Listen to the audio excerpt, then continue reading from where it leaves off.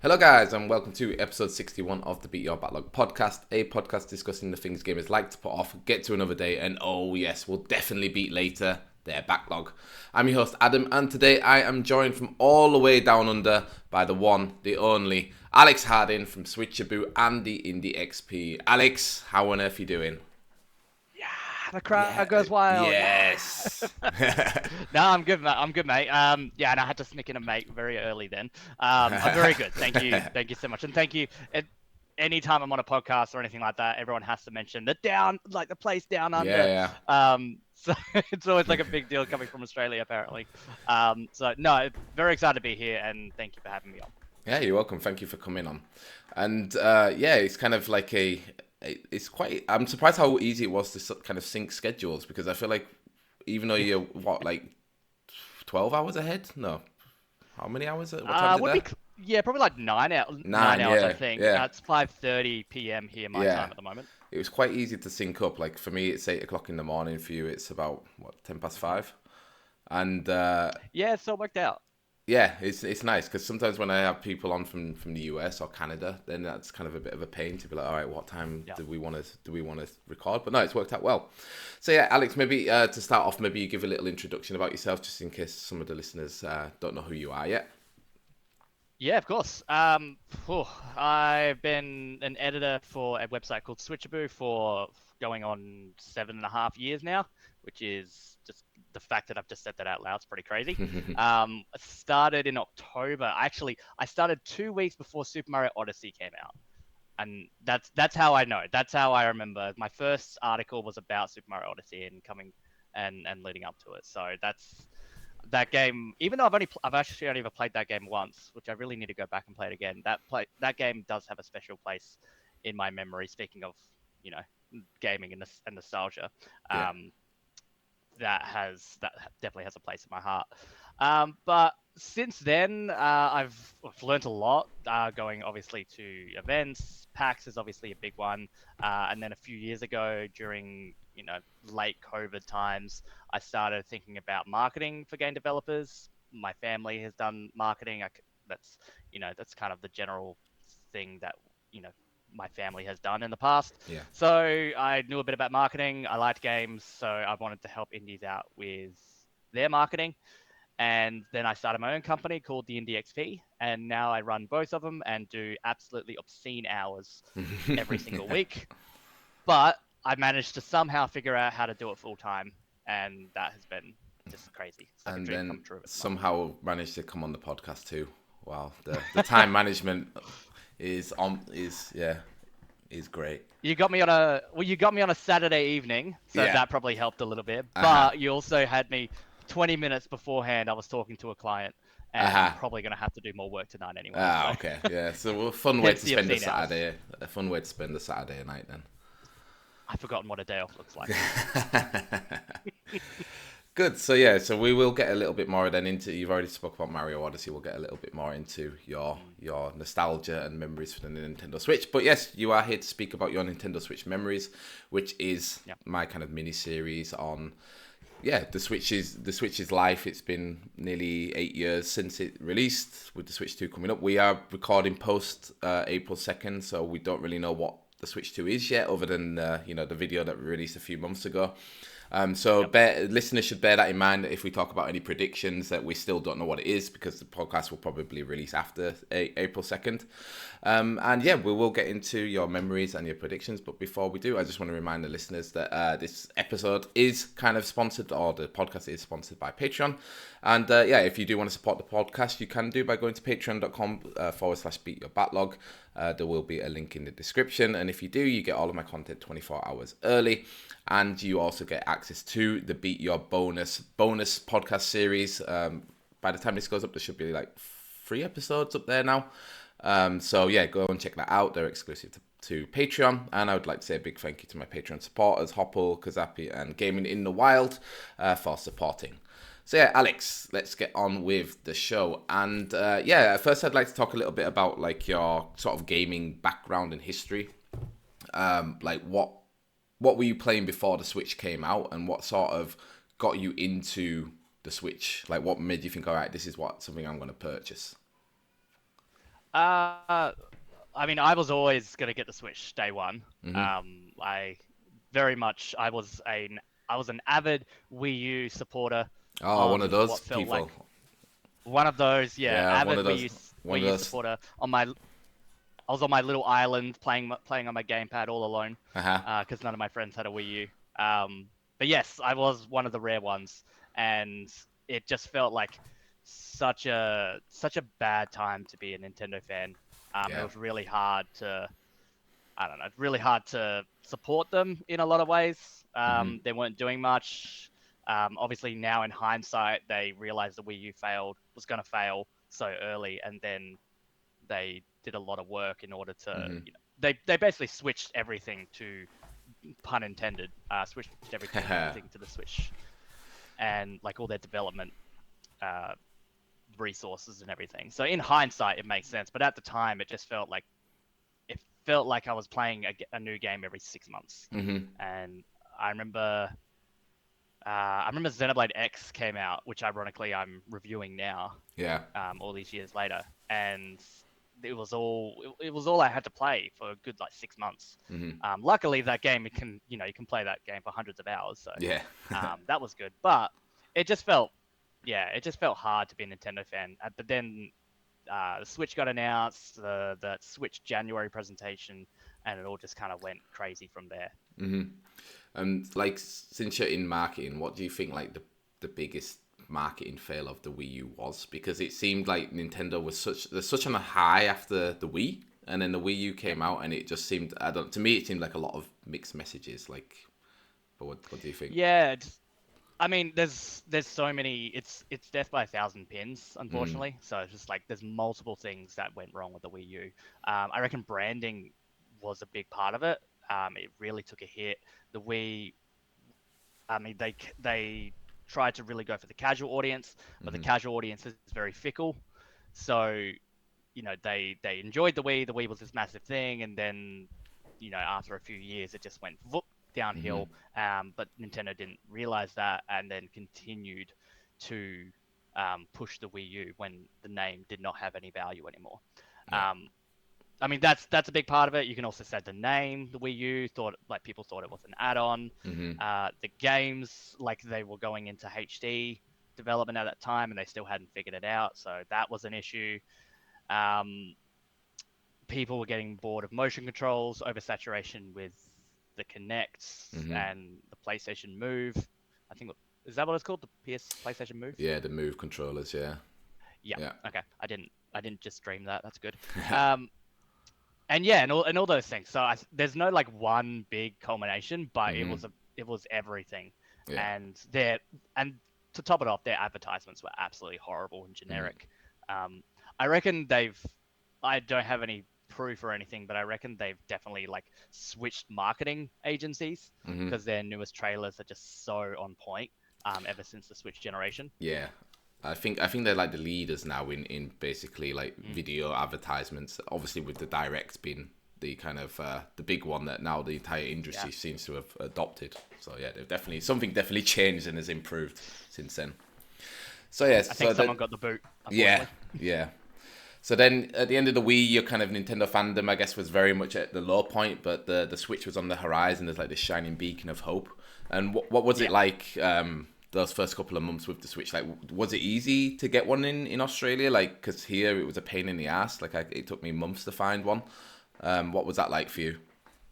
Yeah, I mean, ironically, I was working at JB Hi-Fi, which is a retailer here in Hmm. Australia, and they sold Switches. Yeah, okay, So so uh, you had an in.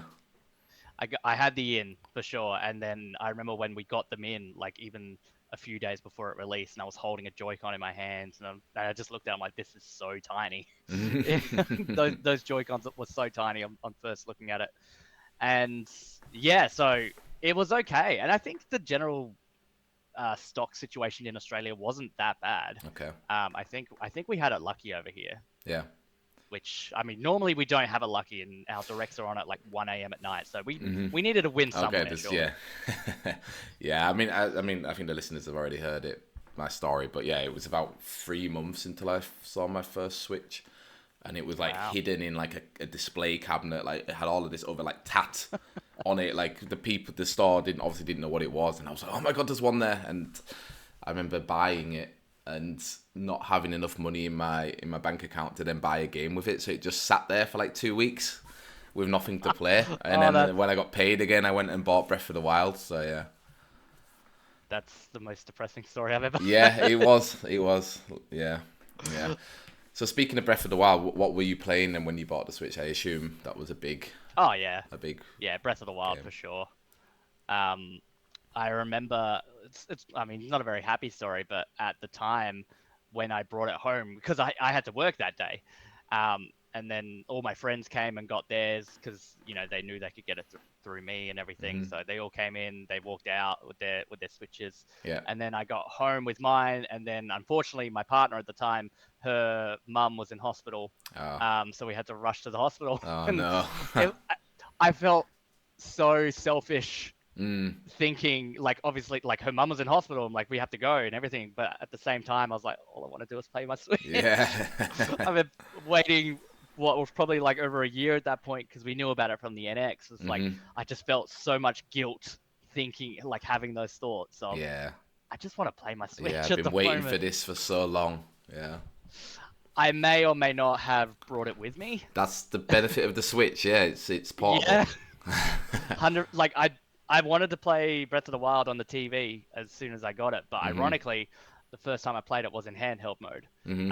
in a hospital room. Yeah. Um, yeah, I suppose that Yeah. wasn't very nice of me, but Yeah. I mean, there's a lot of waiting around in hospitals. It's true. yeah, but it's funny, and now that you say Let's go that, with that. because I don't think I ever played. I don't think I've ever played either of the Zelda games on the TV. I've always been like a handheld Mm, player. I remember playing it on like like the TV, the tabletop mode. Like yeah, I remember, yeah, because it's such like a massive game, and for me, I'm whenever it's same with like books. Sometimes whenever I know I have a big book to read, I'm like, okay, I have to just kind of consistently chip away at it, otherwise I'll never finish it. So I remember like yep. playing Zelda on tabletop mode in like the kitchen as my wife was like cooking dinner, so I'd be there to like talk to her, and I play it for like maybe I don't know 10 minutes, and then turn it off and eat, and then go to the living room. And yeah, I guess that's also like the revolution of the Switch. It's like you can literally take it anywhere. You can play it in the kitchen, in the car, in the hospital. It's yeah. Yeah, I think it was a huge thing back then of just being able to just lock your Switch like a Hmm. tablet or like a 3DS, honestly, Hmm. back then. Whereas like on the Wii U, you were, you know, well, home consoles, especially back then, you were dedicated. Like Hmm. if it's a bit more flexible now, where you can just put it on standby, then go straight back to it. But in the Wii U days, it was either on or it was off. Yeah. It was like no in between. So it was a huge thing to be able to just lock and then go back to it. And I couldn't imagine playing Breath of the Wild on Wii U, Mm. all things considered. Yeah, I guess Did you it's get Breath of the Wild on Wii U? Or did you no. not have a Wii U? No, I wasn't a Wii U. I skipped the Wii U mostly because of what you talked about. Like I wasn't really sure what it Yeah, was when it first released, and yeah. it came out in 2014, right? And that's actually when I was traveling. I was in Australia in 2014, so I was doing like the typical Brit in Australia, backpacking around with no money, living in hostels. So it wasn't really the ideal time to buy a Wii U. I ended up actually buying a 3DS in Australia when I was in Darwin, because Yep. I was living in a hostel, and in the evenings there wasn't really much to do when I was working, because Yeah. couldn't have the hostel party life when I had to be up at 7 a.m. every morning. So I remember buying a Nintendo 3DS with Pokemon X, and that was kind of like my Nintendo fix then. But no, I skipped the Wii U, and then basically when I got like very, very into video games, there was already the rumors of the NX, and I was like, okay, I'm just gonna wait for whatever this next thing is. Yeah, yeah. Yeah, and I don't blame you in the slightest Mm, on that. Like, you didn't want to. I mean, in hindsight now, basically almost every Wii U game is on Switch now anyway, so yeah, you haven't really missed much. There's a yeah. couple of games that won't go over, like Nintendo Land was just incredible. Hmm. Um, there's a couple of games that can only work on Wii U, at least at the moment. Um, but yeah, I can see why. Yeah, I tend to do this thing of like getting nostalgia for the things that I miss. So about a year and a half ago, I bought a Nintendo Wii because during my my teenage years we had a Wii, but mostly all I played on it was Wii Sports. So I Yep. missed out on all of like the really good Nintendo games that released on it, and all of like the kind of weird concept games that were experimenting with the motion controls. So I bought a Wii last year and spent a lot of money buying all of these games, and now I'm like, oh god, I have so many Wii games. I'm never going to be able to play them all. But yeah, so maybe in like a couple of years' time, I'll be like, oh, I really should go back and play those Wii U games that I missed. But yeah, like you said, there's not many left on the Wii U, so yeah. No, there's really not. You can get all of them. Most of the really good ones on Switch too. On Switch, sorry. Yeah. Yeah, so then I guess then did Breath of the Wild lead you into Odyssey? Because Odyssey released later that year, right? So is that like the big thing of you finished off Breath of the Wild and then Odyssey came out and you fell in love with that? Yes and no. It did have like I did buy the games as they came out, so Mm-hmm. I was I got Arms at launch, which that's a bit of a blast from the past now. Mm-hmm. Splatoon 2. Nice. I feel like there was another one there somewhere, and then Odyssey. So I did the whole Yeah. buy this one and that one, and I was dabbling in indies at that point as well. So there was a Mm-hmm. few like really good indies. I remember Golf Story was a big Yes. one at that time. Yeah. That one was fantastic. So yeah, I did. I've I've always been someone who wants to play multiple games, and it's hard for me to dedicate over 100 hours into a single game. Mm-hmm. Um, I tend to like bounce from one game to the next constantly. Yeah. I feel like there's people who like read a book almost every day, and they're like their bookshelf is just like they just go from one to the next to the next. Yeah. That's me with games. Okay. Okay. And so then you said about Odyssey, like that you have a lot of nostalgia for it and love for it. Like why is that? When you got around to Odyssey, what was the thing that really kind of made you so like affectionate for that game? Well, I mean, it was more or less the start of my journalist. Like I got into games journalism Mm-hmm. at that time, and that's when Switchaboo started, Mm-hmm. and I was one of the first writers there. And then I was the first of four writers. Then we all released an article each. Then two of those writers just completely ghosted and never contacted again. Mm-hmm. And then one of them left after a couple of articles, and then I became the editor by default. Okay. And I hold that title to this day. Editor by default. Okay. Hmm. Yeah, and so then what was that like for you then, like kind of taking over the website and trying to be like, okay, because around that time that's also pretty much when I started Switch Indie Fix was around the Mm. end of 2017, and I think that's when a lot of Switch kind of publications or websites or content creations platforms started. Like what was that like trying to Yep. find your way? Because for me it felt like everyone had sort of tried to pick their niche. Like there was like Yeah. the Switch indie kind of aspect, there was like the Switch RPG aspect, there was the Switch more like the Nintendo. Like what was that like as you kind of got this role as editor and kind of got the responsibility to be like, okay, I need to I need to like steer the ship now. Yeah, I mean, cause I'm the editor by default, but I was never the founder. Mm-hmm. So that that role goes to David, Okay. who started the website, and all these years later, I'm getting married in 3 months, and he's a groomsman of mine. So Ah, eight nice. years, 8 years on, it's all come around, and yeah, I honestly we wouldn't be talking if it wasn't for David. Honestly, Yeah. I don't reckon so. Um, Even though a lot of people don't believe he's real because he's so quiet and doesn't talk to anyone. People just think it's me talking in a mirror. But I have gone on a tangent. I actually can't remember your question. I'm sorry. So what was it like then with you and David, like Oh, trying to steering the ship. steer the ship? Yeah. That's right, and finding the niche. Yeah. Yeah. We tried a whole bunch of different things, and we're kind of still trying in a lot of ways. Mm-hmm. But we focused on we did reviews, and I still do reviews, obviously. Mm-hmm. But we were looking at doing more evergreen feature articles, Yeah. almost like documentary style articles. Mm-hmm. You could say probably one of my biggest inspirations is Did You Know Gaming? Mm-hmm. And like just all of their documentary style videos that you could just have on the background, and just learn about the industry. Mm-hmm. And I did a lot of articles early about that, specifically about um, who was it? Like, there's Miyamoto, obviously. We did it about Shigesato Itoi, Mm-hmm. who did the Earthbound Mother series. There was Gunpei Yokoi, who did the Game Boy and Game and Watch, and Virtual Boy, Mm-hmm. and a few others as well. So I was Yeah. doing articles like that, and I probably did that for about a year or two. Nice. And then, I also attempted podcasts. We Mm-hmm. did, reviews. We're doing streaming, all that kind of stuff. And none of it, to be honest, none of it really took off. Mm-hmm. But we weren't. I mean, you probably know this as well. We don't really do this because, we want hundreds of thousands of views Yeah. or anything Yeah. like that. We'd be following trends if that's what we wanted. Yeah. It was more. It's more just out of passion. Mm-hmm. And that's kind of why we do it. Oh, and obviously, like, going to events, like I mentioned, and uh, finding indies to Mm-hmm. talk to about their game and whether it's coming to Switch and all that kind of stuff. So that was a big part of it as well. Mm-hmm. And I assume that's then what really like kind of helped inspire you to start the IndiEXP, like talking to indie devs, like maybe realizing that there's a like a niche there that a lot of them have great games but not necessarily know how to market them, and you thought like maybe this is where you could Yeah. step in and help out. Yeah, very much so. And even learning that, because the industry has gotten so competitive, Mm-hmm. especially in the last 3 to 5 years since COVID.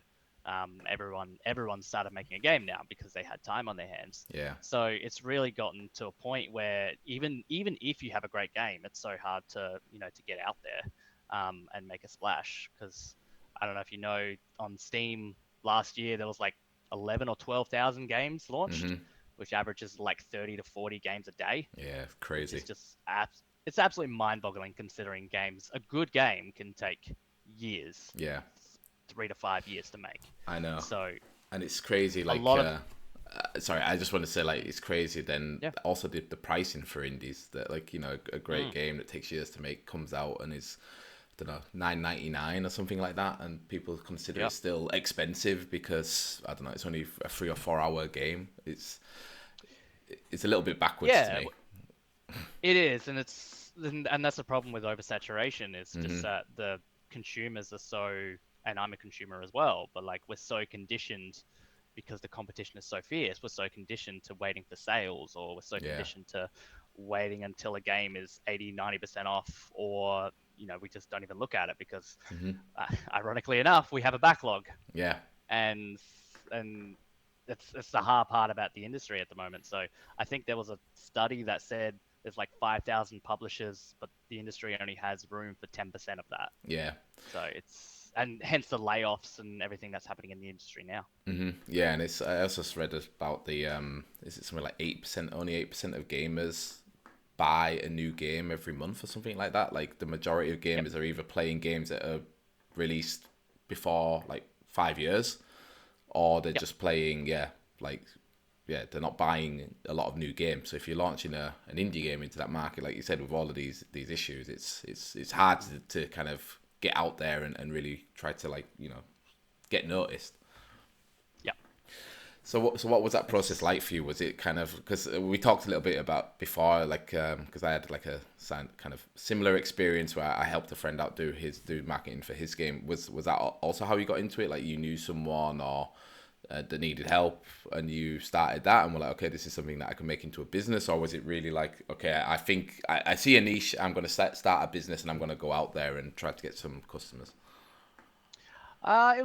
it's kind of all of those things Okay. combined in a lot of ways. Ironically, and you might like to hear this, you were actually an inspiration, because I saw the work you did, Yeah. and because we were talking a lot back then, and I was just like, Yeah. I reckon I could do Hmm. that. Especially considering, I have family doing marketing and all that. I'm like, I Hmm. kind of know marketing. Um, and I know, like, I live and breathe this industry, so I think I know my way around it. Hmm. Um, but I didn't quite know what I wanted the business to be for a long time. Hence the name, actually, because Mm. everyone thinks it's the indie experience. It's actually the indie experiment. Ah, because that I makes a didn't lot more know what I wanted it to sense. be. Yeah, like Yeah. looking at your website and your kind of branding, I'm like, okay, that makes hmm sense. Yeah, Yep. Everyone says the indie experience or, yeah, XP. you Yeah, know, and go down that route. And yeah, I don't correct them because I'm just yeah, like, yeah. sure. But like, it's almost like a I know kind of thing. It's like as long as I know, Yeah. then it's okay. Because I didn't know what it wanted to be, and I wanted to learn through doing, learn through actually going hands on with things and just figuring it out. I was never one like in university. I was never one to read every single reading and really analyze things. I just wanted to get in and do Yeah, something, yeah, like yeah. get in and do it. So, um, yeah, and it took me like 6 to 7 months, 6 to 8 months or something to find my first client, Mm-hmm. um, who was launching their game on Switch. It was like a old, yeah, well, old, quote unquote. It was like 3 years at that time. They launched it on Steam, Mm-hmm. and then they wanted to get it out on Switch, and I helped them out. And my first contract, I got $150 for 3 months Nice. worth of work, I and it was great. was It gonna was say, awesome. yeah, yeah. At least you got paid, you know. Yeah. Yeah.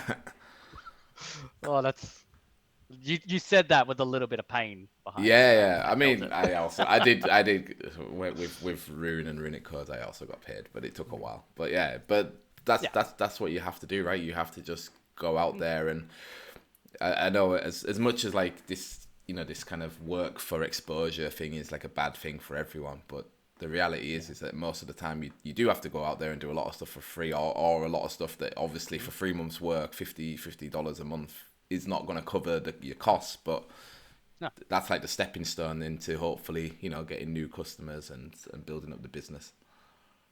Yeah, well, just like the games market, the job market is Hmm. crazy competitive as well. We see the jokes of needing 3 to 5 years experience straight out of university Yeah, for a job. And it's yeah, just like, unfortunately, you need to do a bit of intern work yeah, and whatnot, because no, like industries or like developers trusting you with their game, they don't want someone that has never done it before, hmm, and yeah, I get it, like that's their baby and everything. So yeah, yeah. it's Cool. interesting. Then let's bring it back a little bit back to the Switch, because Mm. we've talked mostly. You said you sort of were a Nintendo fan, or always have been, and then the Switch you started with Breath of the Wild and Mario Odyssey, and then you also started to get into the indies with Golf Story. So what other kind of games like really stood out to you in like the last 8 years of Switch? Like have you mixed and matched between sort of first party, indie, and third party, or has it really been like, all right, you've been playing a lot of indie games, or yeah? So like, are there any games that have really kind of made a mark on you over the last 8 years on the Switch? It's like the hardest question to answer because I think I've reviewed hundreds of Mm-hmm. games, and there was a time that I was reviewing almost everything. Mm-hmm. Like I would buy for a for a good chunk of time. I wanted to actually fill a niche in reviewing games that hadn't been reviewed before. Mm-hmm. So I would buy just the odd game that kind of looked interesting, and Yeah. I would write a review on it. Mm-hmm. And if I look it up now, I'm like one of the only persons who have reviewed some games. Yeah. Um, so it's but like the ones that have stuck out to me the most for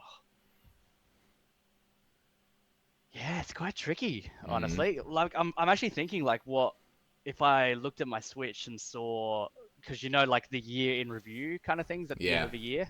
Yeah. I'm trying to think of what been number one. A lot of them have been RPGs actually, Mm-hmm. if I think about it. Um, the I had. Xenoblade series I've touched on a couple times. That's Mm-hmm. really like this generation specifically. Yeah. I've played all four of them, and it's like that's blown my mind. And Dragon Quest as well. Mm-hmm. Yeah, Xenoblade, it seems to have been like the Switch. I don't know. It's just they seem to have like kind of bloomed on the Switch, because there was the original one and then the X.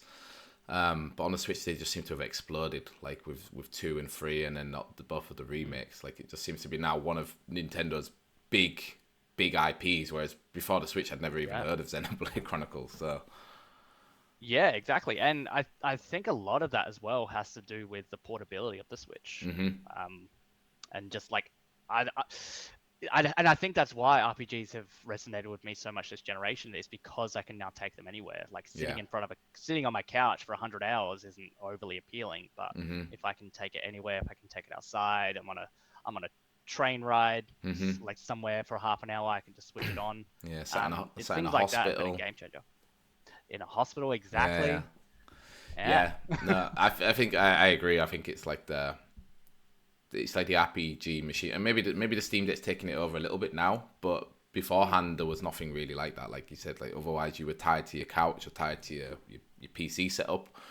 Yeah. And yeah, it's like I said with Breath of the Wild, like the portability is so nice because you can just chip away at the games. But is there any Yeah. games then that Exactly. maybe you reviewed where it's like, you've given them like a 10 out of 10? Like, because for me, I've only ever given, I think, 4 10 out of 10s. So those games really Probably the like same. stay as kind of special games for me. So is there any that Yeah. you have? I mean, you can't. I don't. I think it's impossible now to go through a video game podcast and not mention Hollow Knight. Mm-hmm. I think that's actually impossible now. Yeah. So yeah, definitely Hollow Knight. And when I learned that that was made here in my hometown of Mm-hmm. Adelaide, South Mm-hmm. Australia, like that just blew my mind. And Yeah. I've since met them, Oh, Team cool. Cherry, Yeah. and like they are just the most down to earth, chilled Mm-hmm. guys you can ever imagine. Um, and like I wouldn't dream of asking them anything about Silksong No. because they can't escape it at the No. moment. But I've heard, from their friends, like their friends have asked them, so how's the Mm-hmm. game going? And they're just like, yeah, it's going, Yeah. and it's like, yep, shrug it off and just, I don't know, talk about something else. Yeah. I They're mean, just the most chill guys. and I mean they can be right. Like they made such a successful game, and what is it like Mm, 3 or 4 of them right now? Like they're still like a mega small yeah, team, and they yep, they know the. And it's not anything to do with their doing, like the hype for Silksong, but they know once it releases, it will be a mega seller. So why not just take the time and make it as best you can, because it could go down. Imagine being a studio like that where you only have like a few people, and you go down as possibly having like 2 of the best games ever. Like yeah, it's exactly. They're like, insane. Yeah. people think that, oh, we haven't heard anything about Silksong. It must be in development hell and all Hmm. this kind of stuff's going wrong. It's really not that. It's just Yeah. that they're just that chill about it, and they just want to take their time, and they just want to live up to that expectation and Hmm. make something that is, worth the wait. Yeah. Which is kind of like it's difficult because like it's like two trains going at once, and Hmm. the train's moving, like it's getting further and further, so the expectation's getting higher and Yeah. higher, but then they want to continue working on it to fulfill that expectation. So Hmm. it's a bit of a chicken and egg kind of situation. But um, So do you have no, any? no, Go on. they're like their office is literally right around the corner from my house. Yeah.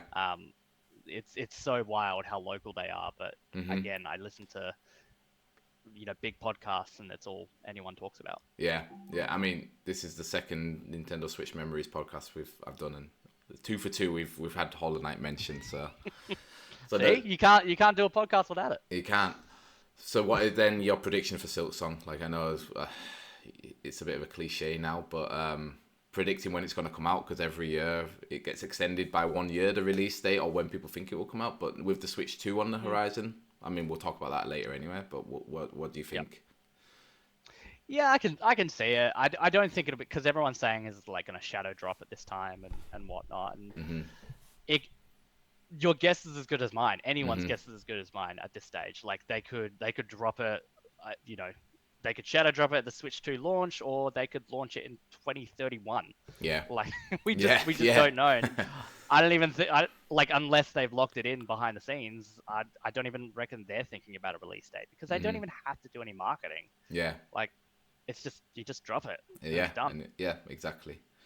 And then my second question is then what makes Hollow Knight so special for you? Because I think everyone, maybe that's one of the things that makes it special. I think everyone has their own sort of experience within it and has their own reason why it's special. Like John talked a lot about last week about the world and that you kind of go into, you think you're in one area that's massive, and then you go into like these smaller, more segmented areas that are much more like kind of confining and just feel very, very different. But what was it about the game for you that made it so special?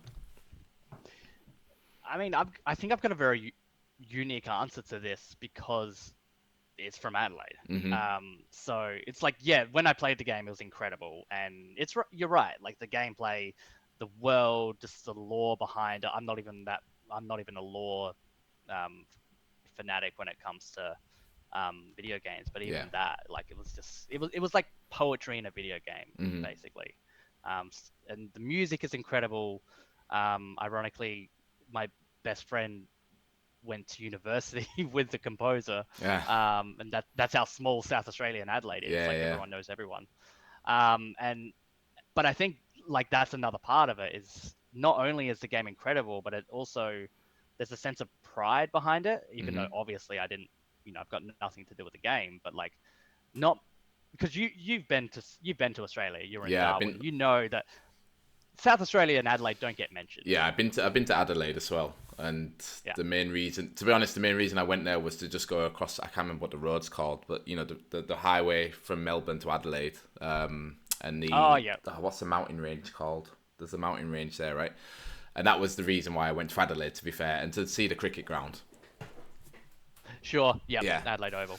yeah, Um, yeah, so that like, but aside from like cricket and like international sports, Adelaide does not get mentioned mm-hmm. much. So the fact that we were on the map, so to speak, and I've even heard international podcasts, and they're like, oh yeah, it's from Australia. It's like, oh yeah, like Sydney, is it? Yeah, I think Sydney. It's like it's not Sydney.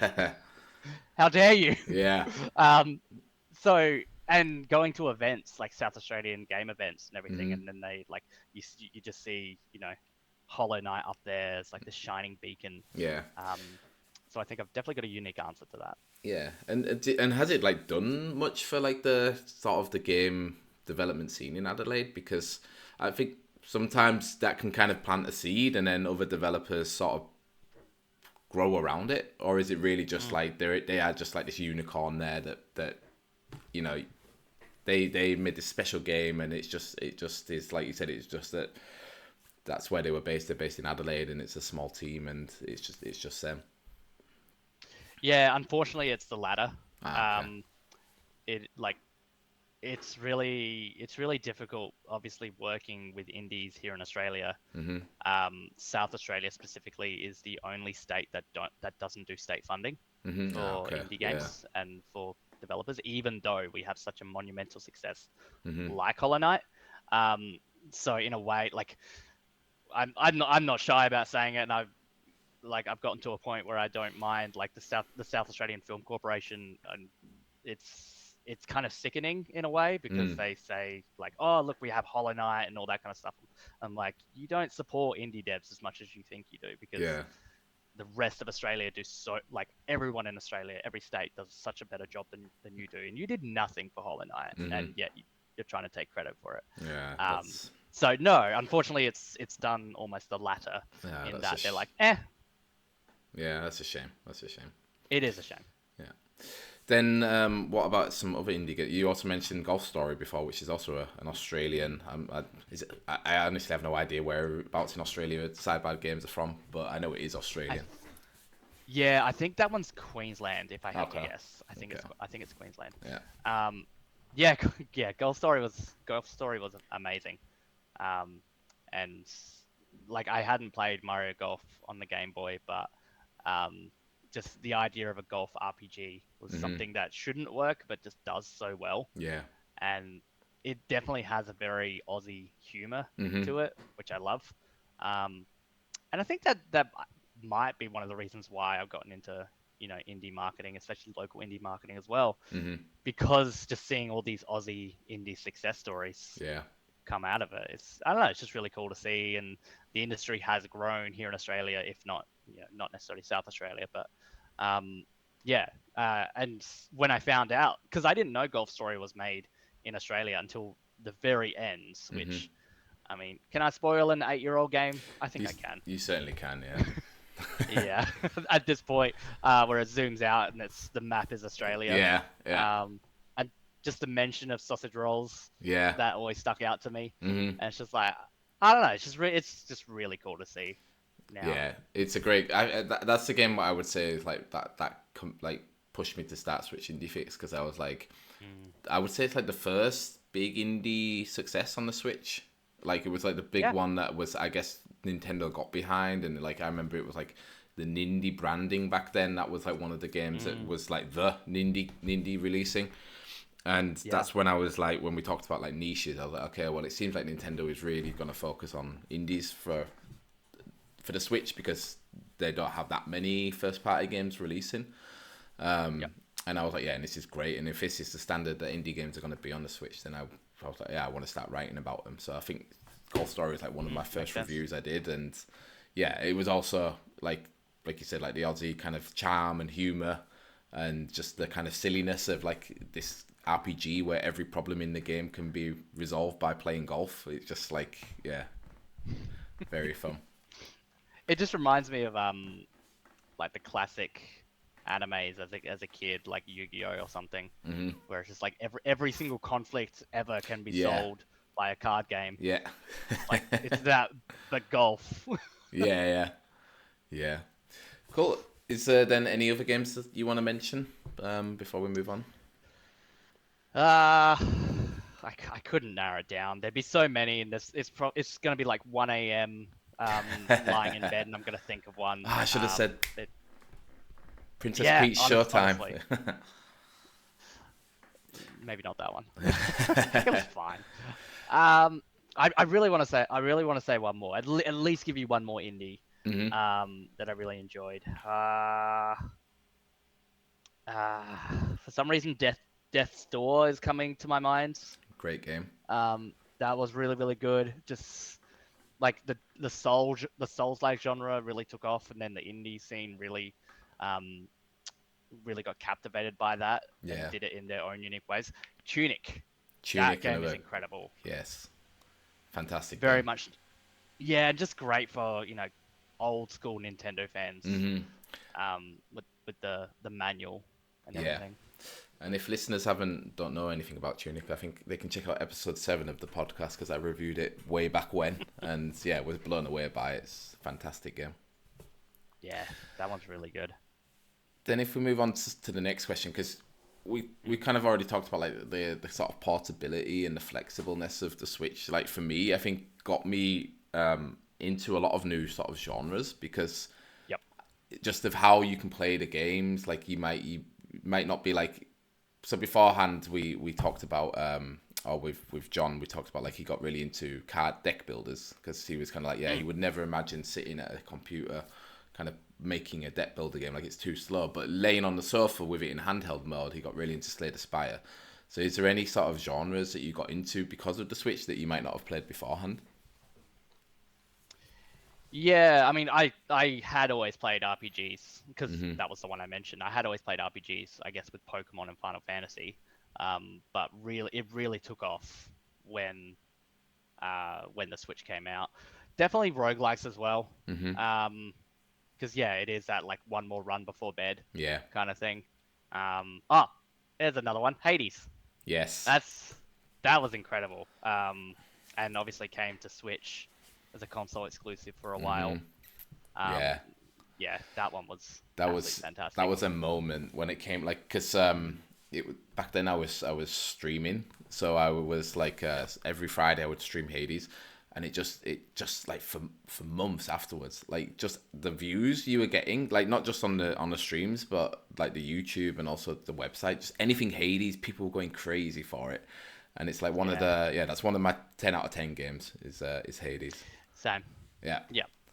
Yeah, Hades is it for sure. Yeah, so definitely roguelikes I really got into because of that. And I think I mean it's a bit of a cop out, I guess, but just the indie scene in general, I really got into from the Switch generation.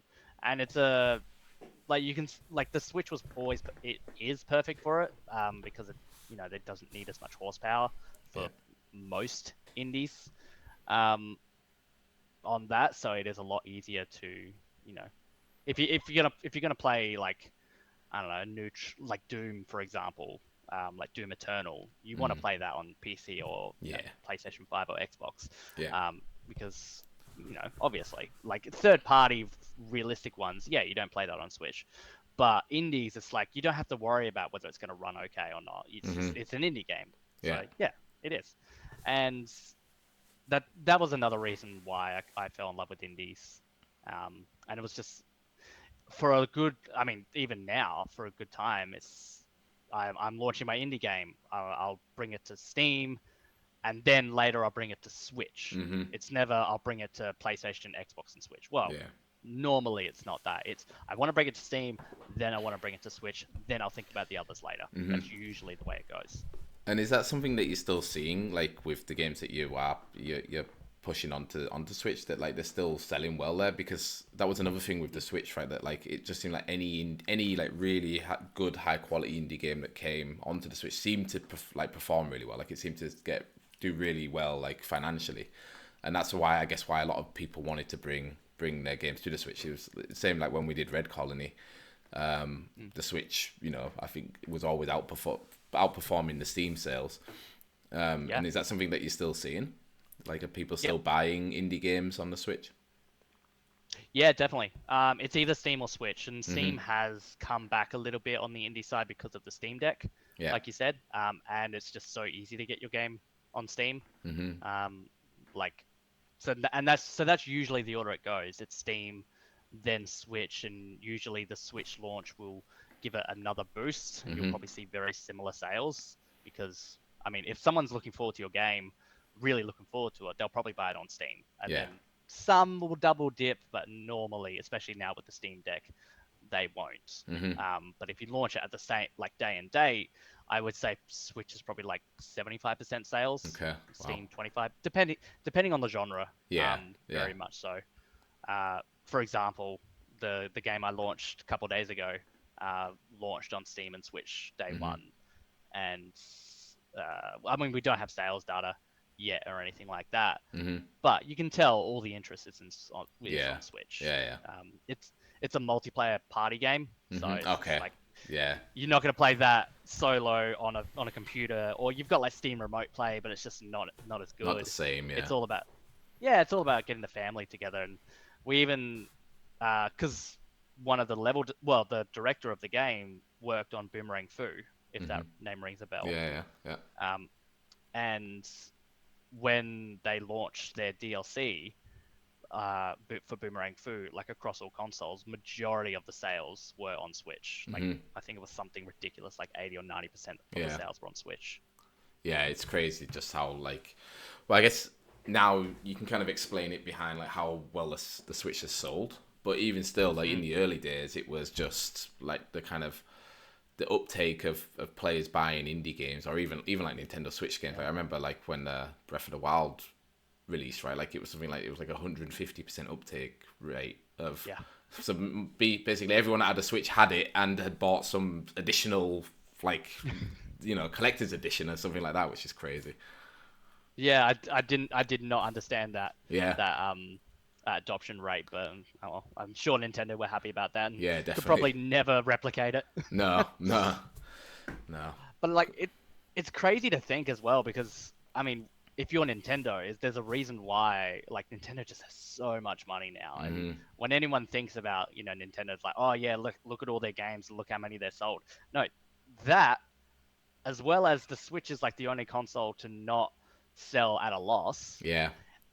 And on top of that, for every sale of every single game on the Switch, Hmm. indies, AAA, anything, they get 30% cut of it. Yeah. So it's not just their games, it's everything. Everything. Yeah. Like I think they're one of the richest companies in Japan now, Yeah, they must based off be. of this generation. They must be like Scrooge McDuck, where they just have a room just full of money. Like, and I think that's what also people just don't understand about like when they talk about like, oh well, why aren't they releasing this game or why aren't they releasing that game? It's like because they don't have to. Like they're Yeah. they're putting out these remakes or these remasters and they're still selling really well. And like you see like even like the Pokemon games, like Scarlet and Violet, everyone's kind of criticizing for being technical messes, but they still sold like something like 22 million units between the two of them or something like that. So you're like, they can do what they want, They don't need to rush anything, which is good. Like, I think they shouldn't rush, because, and they shouldn't have to go into like strange business decisions, a bit like, like PlayStation did with this kind of what are these those like games Concord. called? Yeah, like the Concord, like the kind of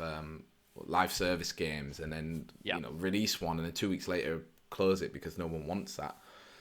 Yeah. Yeah, but the thing I love about Nintendo though is that even though they have all this money, and even though they can be very conservative with their business decisions, they still make really weird ones, like the bloody Nintendo Today app that they just launched. Like, that's still the fun side of Nintendo there. Yeah, and it hasn't died. Like, and that's what we were worried. I suppose a lot of people were worried about for a long time. But I mean, they ended that last Nintendo Switch Direct with Tomodachi Life. Yeah, yeah, They did.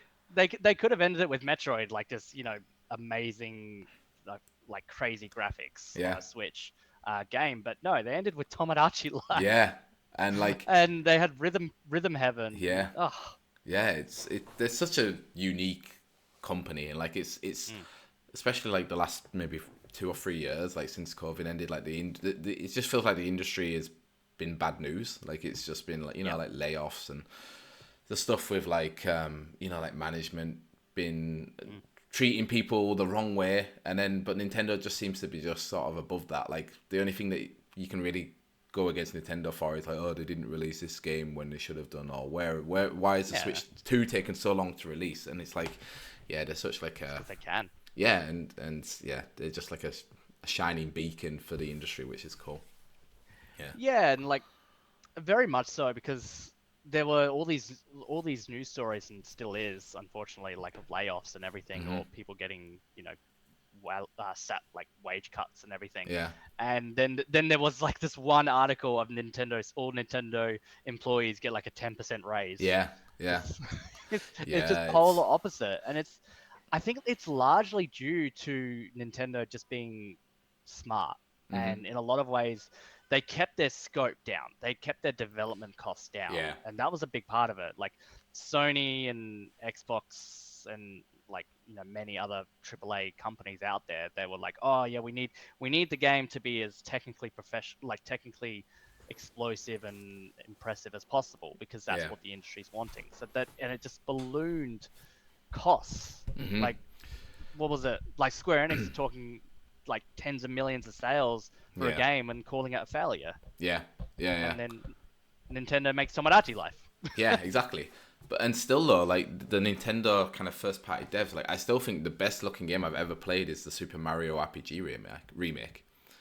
It's like a gorgeous game, and they obviously it runs not all the Nintendo games are running well, right? Like from the first party developers, but it runs so well. Like it's just so like it's gonna be like timeless. Like and that's another thing that I think Nintendo does well, is their art direction, their style is just timeless. And you're just like, well, like not every game needs to look like like a painting or like a photograph. Like you can have something that looks like this, that looks stunning, has amazing lighting, has amazing animations, and this game I think will probably age much better than many other games that are releasing with like higher fidelity 4K HDR graphics on the PS5. Yeah, very much so. Even like early games on the PS4 even look old today. Yeah. Then you can boot up Thousand Year Door on the GameCube, and it looks incredible. Yeah, exactly. It's like, people. I guess people are just like, a lot of people are impressed by numbers and impressed by resolution and HDR and everything. And there's a lot to talk about with that, but yeah, it's not all about sheer horsepower. It's definitely not. No. Then that kind of leads us on to, I guess, not really leads us on, but the next question is, what, like 8 years into the Switch, what are you still playing? You said you're still reviewing games. Like, I guess since you're doing a double shift with Switchaboo and the IndiEXP, like experiment, I should say. Sorry, experiment. Yes, the IndiEXP. I'm gonna drill that into my brain now. That whenever I say it or write it down, it's experiment. Oh, that's amazing. But you still finding time to play the Switch? Oops. Yeah, definitely. 90% of my gaming is on Switch, and I have an Xbox Series. Like I have a Series X, I have a PS5. I subscribe to Game Pass here and there to play. I played Avowed. I enjoyed it. Yeah. I want to play Indiana Jones. I'm not good with first person, but I do want to play it. Yeah. But it might be coming to Switch. It might be coming to Switch. That's the rumor. Well, that's it. But like, I really enjoy Game Pass personally. Like just the sheer value of Game Pass is just incredible. Yeah. But I digress. Yeah, like but 90% of my playtime is on Switch, but not on the TV. That's the big thing. Yeah. And now, like I've got a 65-inch 4K Sony TV. Everything around me is, I don't earn much money. Everything around me is not amazing. Yeah. But my TV is incredible. Yeah, yeah. Priorities and all yes, that. Yes. But yeah, on the 65-inch 4K screen, and then I chuck my Switch on there. Oh, it does not look great. No, I'm the same. I don't play anything else on the Switch on the TV anymore. Like it's reserved just for. I must have played my Switch Lite, so I'm like, okay, on the little screen in 720p, the games look great. Yeah. Yeah, exactly. I mean, I've got the OLED, and everything just pops on there incredibly. I love the Switch Lite. I never owned one, but I've played on one, and I love it. Like it's just the perfect size for everything. Yeah. But everything I'm playing is on Switch. I just recently finished the original Ace Attorney trilogy. Ah, cool. It's just I love playing new games, and then in theme of this podcast, that backlog is always staring at me. So. Yeah. Well, that's a good plug then for my game that we designed in the Discord server called Beat Your Bingo, where it's like a bingo card where it has different challenges on. And by beating games on your backlog, you knock off the challenges, and if you fill out your bingo card, you might win a reward. So anyone else that is in the same situation as you, then they should get into the Discord. Link is in the description. How am I not in your Discord, by the way? Because I think it's because it was we're switching the fix. It was quite active, and then I just let it die, and then was like, shit, I shouldn't have done that. So now I'm trying to bring it back, and like it's going. I'm quite happy with how it's going. Like it's quite active again now. But this is kind of like the next big push to trying to get new people in, get like keep the engagement up, keep people talking, and I think the top prize is like a $50 euro pound gift card for any gaming platform you like. So people, hopefully that incentivizes people to join. That's a no-brainer in my mind. 100%. Nice. I probably like I need to join because I didn't know it was like you were doing that, but it's especially for the next few months I'm going to be all about Xenoblade, so maybe my backlog. Yeah. I'm not going to win for the next few months, that's for sure. No. Then also speaking of the next few months, so what do you think? What are your predictions for the Switch 2? Like I said, we're recording this on the 29th of March, so a couple of days before the Direct. But yeah, what are your or maybe your hopes for it? Yeah, I mean, I don't know about predictions. Yeah, exactly. I think hopes, especially.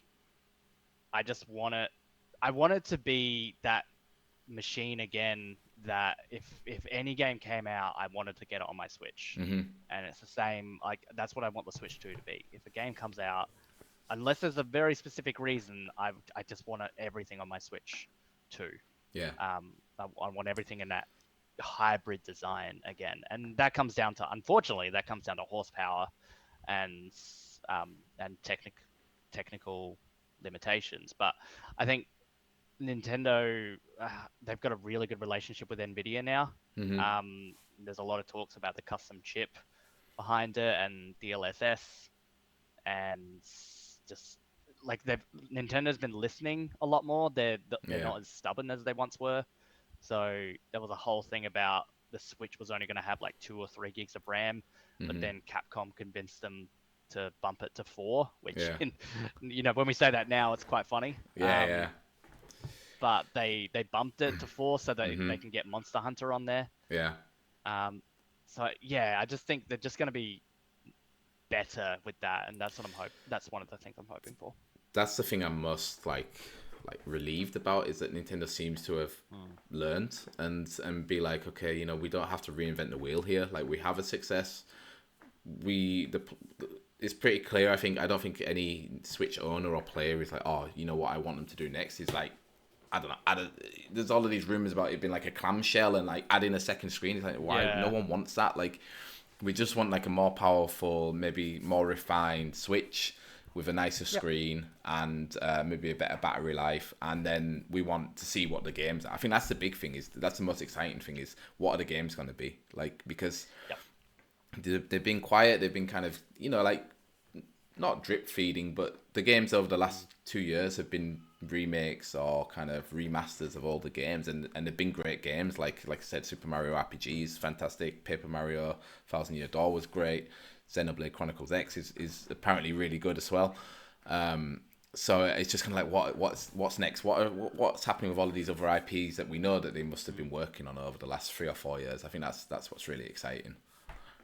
Yeah, the backlog that they're sitting on of games would Hmm. just be incredible, and the fact that they even launched Super Mario Brothers Wonder Yeah, um last year just because they were sitting on, and they were just like, yep, it's done, yeah, it's coming out in a few months, yeah, enjoy. And it's just yeah, like a mainline revolutionary 2D Mario, and it's yeah. just like that's Nintendo we have right now, and I know. that's Yeah, or incredible. like with Tears of the Kingdom, where they were like, "Oh, it's been finished for months. We're just polishing now." And you're like, Yeah, what other publisher can do that? Like, like publishers are just, they're just like, get it out of the doors as quickly as possible because we need to start making money. Whereas they were like, nah, yeah, nah, we don't need to. We can just polish and make it the best experience possible.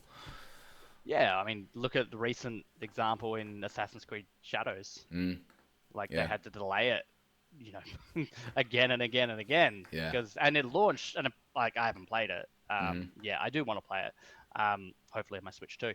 But yeah, like, and it seems to run well, like yeah, relatively well, and it looks fine. But yeah, they had to scrounge to get that, and hmm, delays and broken promises, which it's not that big of a deal. Yeah, we can wait like another 6 or 9 months or something, but yeah, Nintendo don't have to break promises because they just don't announce it yeah. until they know that it's going to It's be ready. ready. Yeah, And that's like you said, yeah, that's going to be the huge thing that we're going to look forward to in this Switch 2 Direct. And we like, and you know that whatever they announce in the Switch 2 Direct is like a portion of what they have in the back hmm, in the works, yeah.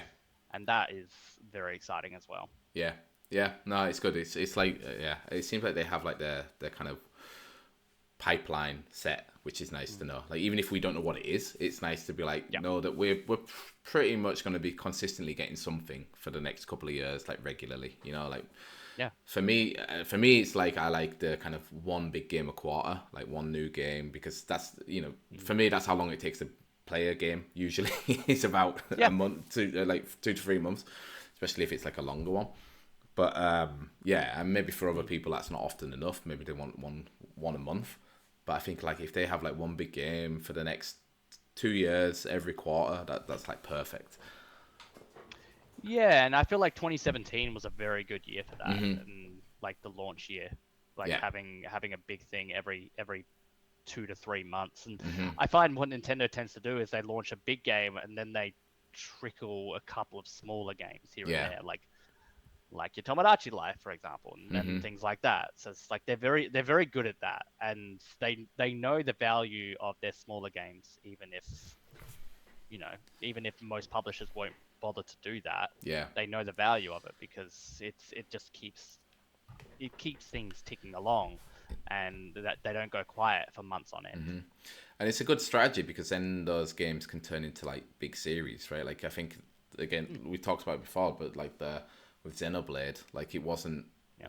it wasn't a massive. I don't think it was a well-known series outside of the Wii U beforehand, Mm, but they put out two, which was really good, and then all of the DLC and free. And then it was also like with Fire Emblem. Like I feel like Fire Emblem has like exploded at least in the West yeah. with the Switch 2 after Free Houses. So yeah, it's also like a good thing for them to be like, well, if we keep just putting out these smaller games and they do well, then we have Mm. like we can just keep building on the series and get more players into these IPs, which is great. Yeah, they're strangely good at throwing things at the wall and seeing what sticks. Yeah, yeah. And like I've been watching slash reading interviews with like some of Nintendo development teams and all that. Hmm. And like with Super Mario Brothers Wonder, for example, they were basically just told do whatever you want. Hmm. Like just make some levels, make some like just get creative. Yeah. Like you have full creative freedom just go nuts with it Mm-hmm. within certain limitations, of course. But Yeah, like um, Mario has to be in it. yeah, exactly. It's got to wear a red hat with and an M on it. and jump, yeah. But that's it. Yeah. Anything else, you can do what you want. But it's just the level of freedom that Nintendo now has and its developers now has is unprecedented in the industry. Hmm. Yeah, and it's great. It's great that like not all of the industry has gone the same way of like just chase a trend. You know, Yep. try to make it as fast and as cheap as possible, and Yeah, hope it does exactly. well. Yeah, yeah, cool. Exactly. And I the last point on that as well. I Hmm. like you mentioned about like the clamshell and all that kind of stuff. I do have a soft spot for the wacky Nintendo. Hmm. I remember being very enamored with Super Mario Party and like Hmm. connect a couple of switches together and draw a line, Yeah. and then you can like have your tanks go from one switch to another. Hmm. Like that is really cool. But Yeah. Yeah. in hindsight, when I think about it, like it was cool when I did it the one time, Yeah. and that was it. So it's like Yeah. I don't want Nintendo to go away from that, but Me neither, but I yeah, think in that scope, it's is the best way to do it. Don't design an entire console around this what thing that people will do once. Like, yeah, go design a game around it. And same with like mm, you know like this, they're still there. Like with Labo, that was like kind of crazy. yeah, When you look back and you think, okay, people were buying all of this cardboard and making like pianos out of it and whatever. yeah, And then there was like Ring Fit Adventure, which is another thing where you're like, okay, it just came out of nowhere and was like you couldn't buy it anywhere, and it's only a thing that Nintendo would do. So I think like in those kind of scopes that like if it's kind of limited to you have to buy a peripheral and then Nintendo can get wacky. That's fine. But yeah, I think like yeah, we'll see. I mean, we'll see with the mouse cons, right? Like how mm, those are used because those when you first think of it, you're like, why is there a mouse? What do we need a mouse for? But then the mm, more you think about it, the more you're like, oh well, you know, it could be cool. Like it's kind of like a cool innovation, and I'm so excited to see whatever the game is that they've designed for those mouse con. Like, because you know yeah, it's going to be something special. Like, you know, it might not be very long. It might be more of like a tech demo kind of thing. But I think whatever it is, it's going to be good. yeah, definitely. I mean, for even some of the developers I talk to, like most of them make games on PC, Hmm. and it's just like, well, I mean, the Switch 2 might have a mouse. Yeah. So they're like, oh yeah, maybe, yeah, I could consider that. So Hmm. it's like, okay, and like I guess the general consumer just doesn't see how many doors that opens up Yeah. Yeah. for potential new games. And most games that don't come to Switch from PC are mouse heavy games Yeah. that aren't controller based. So Hmm. Yeah. maybe they know more than we do. Yep. I think they definitely do. Yes. Yeah. Cool. Then, Alex, I just wanted to give you the floor. Like, if there was anything you wanted to push from Switchaboo or from the indie experiment side. Like, you said you just relaunched the game. If you want to kind of tell people about it, or you have some games in the pipeline that are coming up that we should add to our wish list. Yeah, I could be here all day when it comes to that stuff, but yeah, I mean, yep. I wouldn't be here without having done Switchaboo. Hmm. That was a big part of it. So 8 years on, but we're still doing videos on YouTube. Um, we're still doing reviews. So yeah, obviously, if you follow Adam, you'll probably like what we do over there as well. Hmm. But yeah, very much most of my time now is with my main full-time job slash business, being the IndiEXP.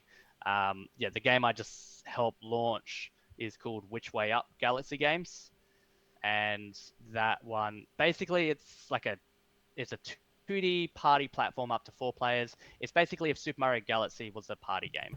Ah, that sounds cool.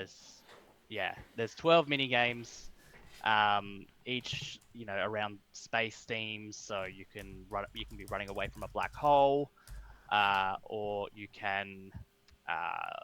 you could be playing like bumper cars in space, space soccer, which is called Comet Collect. Yeah, and 9 other Galaxy games that are really really cool. I've been working with the developer for over a year now, and he's incredibly passionate. Hmm. And we just launched it at the time of recording. We launched it 2 days ago, and we are very tired. um, but it's been absolutely incredible. Yeah, so Which Way Up Galaxy Games, definitely check that one out. As for games coming up, it's mostly on Steam at this stage at least, but we are launching we're launching Game Over, a musical RPG. Cool. That one comes out on April 11th. It's very much like Everhood 2, or like Undertale, but with music RPG, like rhythm-based Guitar Okay. Hero Sounds RPG. interesting. It's very comedic, very silly. Yeah. Yeah, it's the solo developers have been working on it for 8 years. Wow. So big thing leading up to this. Mm-hmm. 2 weeks after that, when is this podcast going live? By the way, I have to because I That's have a an great- embargoed announcement. Do I say it? That's or a not? great question. Probably middle of April. Oh yeah, we're fine then. Yeah. Yeah. April 25th. Yeah. At that time, you'll get the inside scoop. Yeah. April Nice. 25th. Hanukkah's Flower Shop. It's Oh. a Yeah, I it's think- it's like an anime visual novel, but Uh-huh. you play as Hanako and you're running your own flower shop. Nice. So kind of similar to Coffee Talk, I Mhm. suppose, in a lot of ways, where customers will come up and they say XYZ, and then you have to make a flower bouquet based on what they like, what they're feeling at Sounds that cool. time. But you also have to manage the shop as well. So you Yeah. have to make sure you order the seeds and plant Mm-hmm. the flowers in time and have it ready. So it's like inventory management. It's really cool. Yeah, it sounds The cool. developers the developer again, solo developer, 6 years this one.